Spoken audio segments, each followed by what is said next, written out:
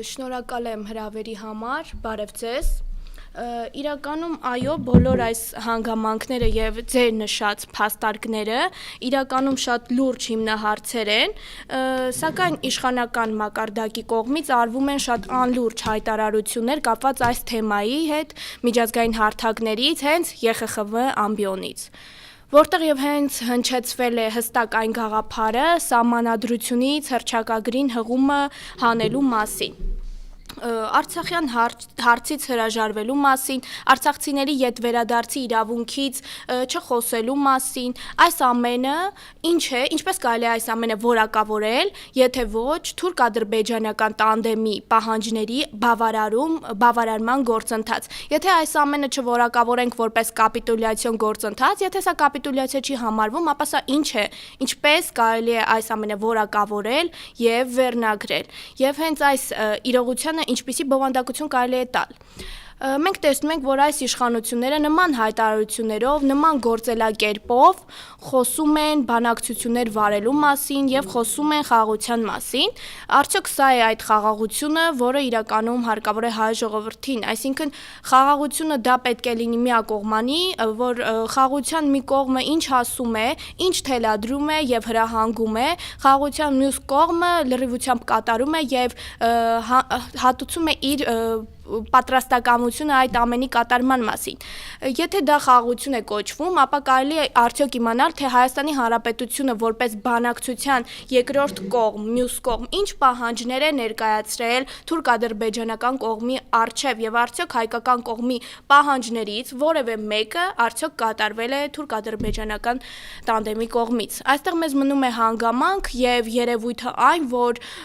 ԵԽԽՎ ամբիոնից արված բոլոր հայտարարությունները իրականում փաստարկ են հանդիսանում նրան, որ Հայաստանի Հանրապետությունը կատարում է նրանց բոլոր պահանջները, որի մեջ մտնում է սահմանադրության փոփոխումը, հռչակագրի հղումը, հեռացնելը, արցախյան հարցից չխոսելը, ամենևին այդ հարցից խուսափելը եւ չբարձրացումը, ցեղասպանության գործընթացի դադարեցումը եւ վերադարձի իրավունքի մասին չխոսելը։ Այսինքն այս ամենը պահանջված է եղել ի սկզբանե թուրք-ադրբեջանական տանդեմի կողմից եւ այս կապիտուլյացիայի ներքո խոսել որևէ խաղաղության իրականացման մասին ուղղակիորեն անհեթեթություն է, ընդհանրապես հեքիաթ է եւ առհասարակ խաղաղությունից խոսելուց առաջ իշխանությունները պետք է նախ եւ առաջ պահանջեին, որ մյուս կողմը հաստատեր որոշ շատ կարեւոր հանգամանքներ, որոնցից էր արցախցիների վերադարձի իրավունքը, որը պետք է նախապայման հանդիսանար, վերադարձի իրավունքը, ադրբեջանական զորքերի դուրս հանումը մեր սուվերեն տարածքներից, սակայն փաստ է, որ այս ամենի մասին որևէ խոսք անգամ չի գնացել հայկական իշխանությունների կողմից։ Եվ այս ամբողջ ընթացքները իրականացվեցին հենց ԵԽԽՎ ամբիոնից, հենց այն ԵԽԽՎ-ից, որը չի ուզում տեսնել Նիկոլ Փաշինյանի հայտարարությունների մեջ բռնապետի հայտարարություններ, դիկտատորի հայտարարություններ, չի ուզում տեսնել սահմանադրական կարգի խախտման եւ տապալման փաստեր, չէ՞ որ հենց նույն ԵԽԽՎ բանաձևով սահմանված է, որ ժողովրդավարությունը դա մեծամասնության դիկտատուրա չէ, եւ նման հարթակներից խոսել այնպես, ինչպես խոսեց եւ ելույթ ունեցավ Նիկոլ Փաշինյանը, ուղղակիորեն անընդունելի էր, արդյոք այնտեղ չտեսան, որ հենց այդ հայտարարություններ անողը իրենից ամենամեծ դիկտատորն է ենթադրում եւ ներկայացնում եւ հենց Հայաստանի Հանրապետությունը ոչ թե ժողովրդավարական, այլ հենց դիկտատորական, բռնապետական երկիր է դառնում գնալով։ ԵԽԽՎ-ում որևէ մեկը արդյոք չի սաստել Նիկոլ Փաշինյանի այն բանաձևը եւ չի ասվել, որ չի կարելի անկախ եկեղեցու մասին խոսել եւ արտահայտվել նման լեքսիկոնով, նման բառապաշարով, ինչ է նշանակում օրինակ ասել, թե եկեղեցու պետ հասկացողություն, որը հնչեցրել է Նիկոլ Փաշինյանը այդ ամբիոնից, կամ ինչ է նշանակում առհասարակ խառնվել անկախ եկեղեցու գործունեությանը եւ եկեղեցու հարցերին։ Եվ միթե այս ամենի մասին ԵԽԽՎ-ում որևէ մեկը, որևիցե մի բան չի ասել Նիկոլ Փաշինյանին։ Եվ հետո էլ այսպես խոսում են նրա մասին, որ մենք գնում ենք Եվրոպա, Հայաստան Հայաստանը գնում է դեպի ԵՄ գործընթաց է մեկնարկել եւ հասկանալի է դառնում, որ ԵՄ գնալու գործընթացը այս իշխանությունները մեկնարկել են հենց նման ձևաչափով, նման հայտարարություններով եւ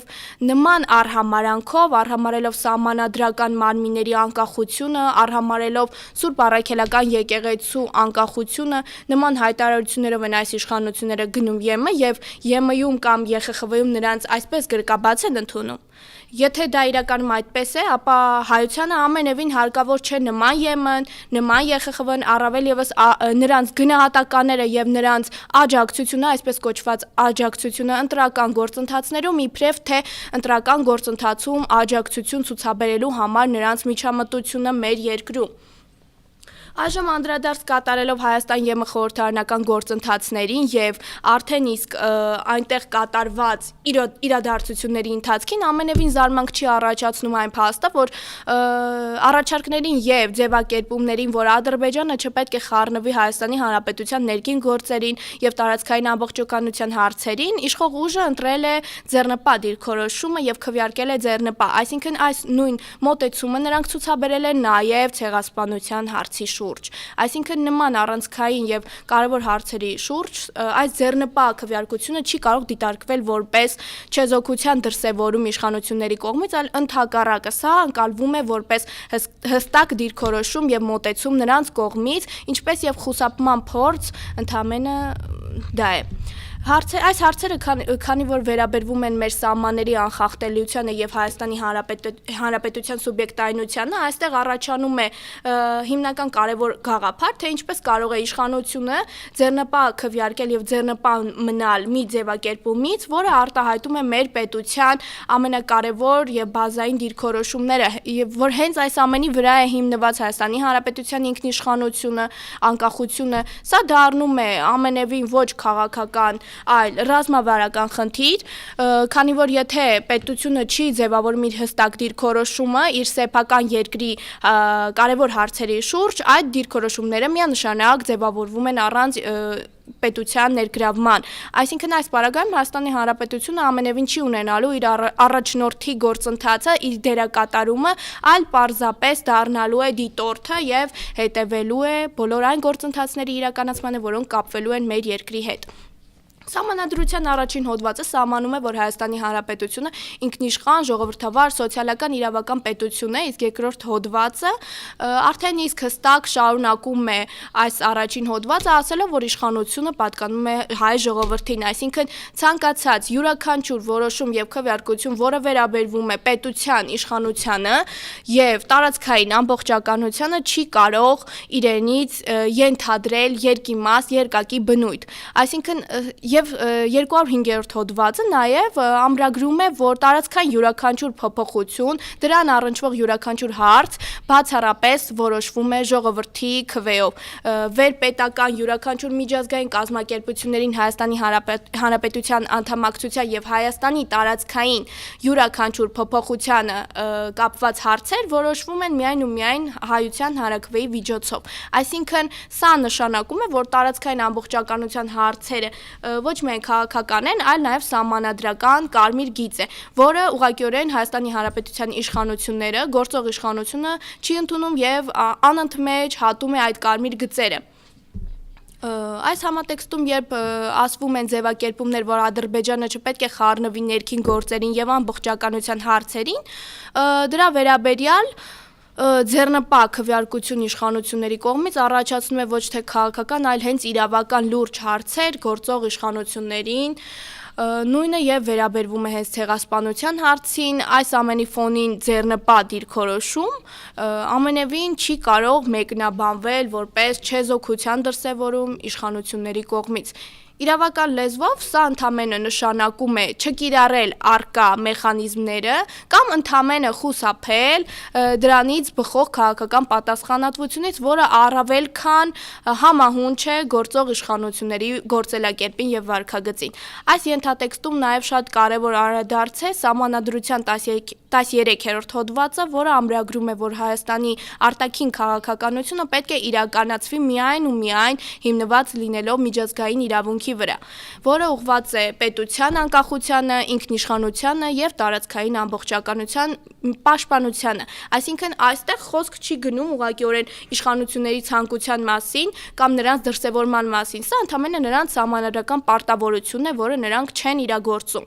Այստեղ յուրաքանչյուր իրավագիտակից անձի մոտ առաջանում է հարց, որ ինչպես կարող է իշխանությունը ձեռնպահ մնալ մի դիրքորոշումից, որը բառացիորեն կրում է սահմանադրության բովանդակություն։ Եվ սա զարմանք չի առաջացնում, քանի որ այս իրավիճակը բացահայտում չէ որևէ քաղաքացու համար, որևէ մարդու համար, քանի որ այս իշխանությունը բազմիցս ապացուցել է մեզ եւ մեզ ցույց է տվել, որ նրանք ունեն պատրաստակամություն իրականացնելու միայն ու միայն թուրք-ադրբեջանական տանդեմի պահանջների բավարարումը։ Կարող ենք ենթադրել, որ Հայաստանի Հանրապետությունը որևէ առանցքային հարցերում չի արտահայտում իր ամբողջական դիրքորոշումը կամ արտահայտում է ընդամենը իր տեսակետից եւ իր ձևաչափով։ Ընդամենը սա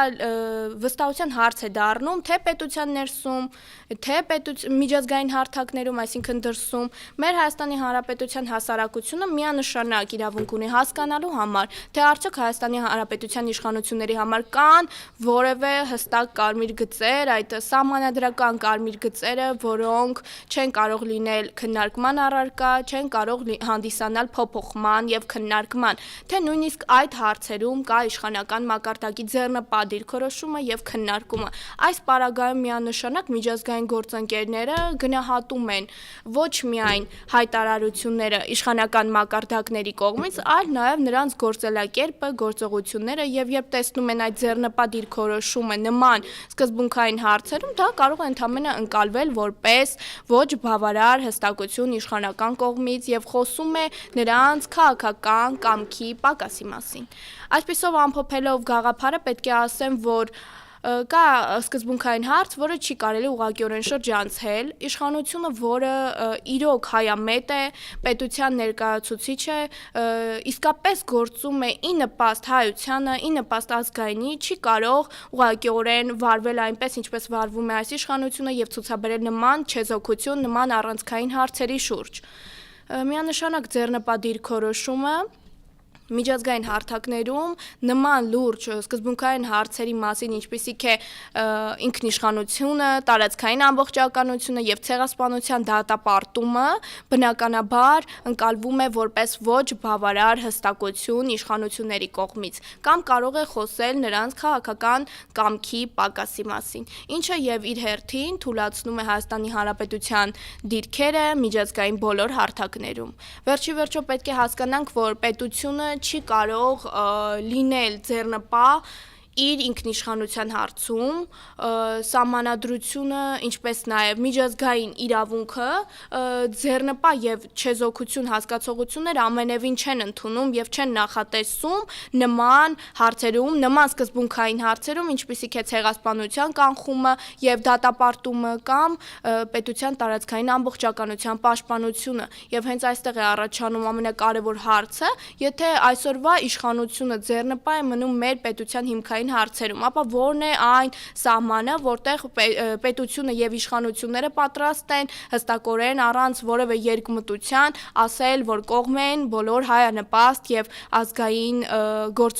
գործընթացներին։ Իսկապես պետականամետ իշխանությունը չի կարող ձեռնպահ կամ դեմ լինել իր սեփական գոյության հարցերում։ Ըստ էության իշխանությունները, այս իշխանությունները սկզբունքային որևէ մոտեցում չունեն եւ որևէ հարցի շուրջ չեն ցուցաբերում որևէ սկզբունքայնություն եւ անգամ եթե ցուցաբերում են սկզբունքայնություն, ապա դա վերաբերվում է միայն Հայաստան աշխարհը թուրք-ադրբեջանական տանդեմին հանձնելու գործընթացին եւ այլ ոչ մի որևէ միտեղ չի ցուցաբերվում իշխանության սկզբունքայնությունը։ Այժմ պայմանավորված այս փաստերով միանշանակ Հայաստանի Հանրապետությունում յուրաքանչյուր իրավագիտակից անձ ցանկանում է տեսնել իր պետությունը որպես հստակ դիրքորոշմամբ հանդես եկող իշխանություն, որը ամենևին չի տատանվում նման հիմնարար հարցերում եւ նա կարողանում է ասել ոչ այնտեղ, որտեղ դա իրոք անհրաժեշտ է եւ ասել այո այնտեղ, որտեղ դա բխում է ազգային շահերից եւ նպաստում է Հայաստանի Հանրապետության շահերի առաջ խաղացմանը։ Ուստի գործել այնպես, ինչպես գործում է օրվա ռեժիմը, միանշանակ չի կարելի, որովհետև պետական կառավարման տրամաբանությունը ամենևին չի կարող հիմնվել խուսափողական նման գործողությունների վրա, ինչը մենք այսօր տեսնում ենք։ Քանի որ որքան անգամ իշխանությունները խուսափում են գործելով այսպես, թուլանում է հենց պետության սուբյեկտայնությունը, թե պետության ներսում եւ թե արտաքին հարաբերություններում։ Հայաստանի Հանրապետությանը այժմ պետք է իշխանություններ, որոնք հստակ գիտակցում են, որ ինքնիշխանությունը, տարածքային ամբողջականությունը եւ ազգային արժանապատվությունը չեն կարող դիտարկվել որպես հարաբերական կատեգորիա եւ դրանք պետք է լինեն անսակարկելի, չսակարկվող արժեք եւ պահպանվեն իշխանական մակարդակների կողմից։ Պետք է ունենալ հստակ դիրքորոշում, առանց որևէ երկմտության եւ խուսափողականության, առանց որևէ ձևակերպումների, որոնք թույլ են տալիս տարբեր մեկնաբանություններ մեր Հայաստանի Հանրապետության հասցեին։ Քանի որ միջազգային հարթակներում չեզոքությունը դա ճկունություն չէ, դա ընդհանրապես թուլություն է իշխանության կողմից։ Իսկ թուլությունը միշտ առաջացնում է հավելյալ ճնշում եւ նպաստում է նրան, որ Հայաստանի Հանրապետությունը դուրս մղվի բոլոր օրակարգերի քննարկումներից եւ ոչ թե թույլ է տալիս, որ Հայաստանը լիարժեքորեն դառնա դերակատար եւ հանդիսանա սեփական օրակարգով սեփական ձևավորված օրակարգով, որը պետք է ենթադրվի որպես ոչ կարճաժամկետ հաշվարկների